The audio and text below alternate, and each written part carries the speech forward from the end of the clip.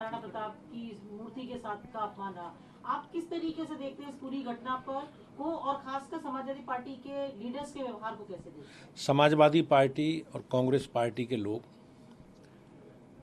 जिस प्रकार से चुनाव में अपनी पराजय स्वीकार कर चुके हैं,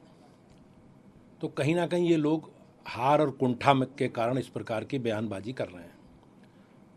कल समाजवादी पार्टी के रोड शो में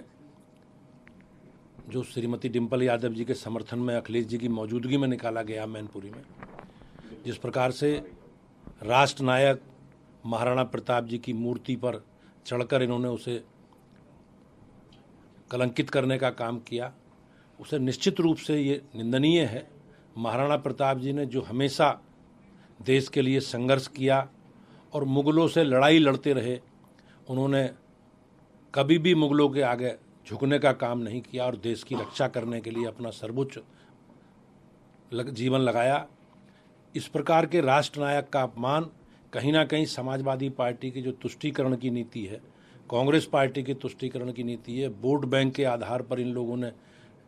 जो तुष्टीकरण की नीति अपनाई है, उसके आधार पर मैं कह सकता हूं कि ये राष्ट्र नायकों का अपमान भी समाजवादी करने से पीछे नहीं हट रही है, और वो भी अपने राष्ट्रीय अध्यक्ष जी की मौजूदगी में। जहां तक माननीय प्रधानमंत्री जी के बारे में, उनके परिवार के बारे में, उनकी माता जी के बारे में जिस प्रकार के ये अशोभनीय शब्दों का इस्तेमाल कर रहे हैं, वो कहीं ना कहीं इनकी कुंठा और हताशा का प्रतीक है। समाजवादी पार्टी और इंडी गठबंधन चुनाव में अपनी पराजय स्वीकार कर चुका है, और उसी प्रकार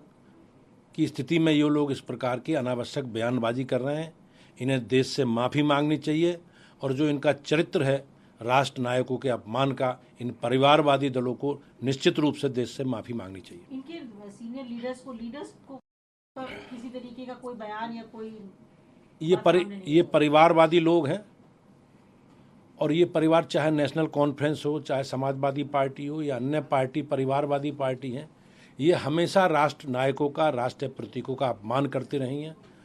और देश की जनता इनके चाल चरित्र को अब समझ चुकी है, और निश्चित रूप से देश की जनता मन बना चुकी है कि इन प्रकार के कृत्य करने वाले लोगों को चुनाव में सजा देनी है।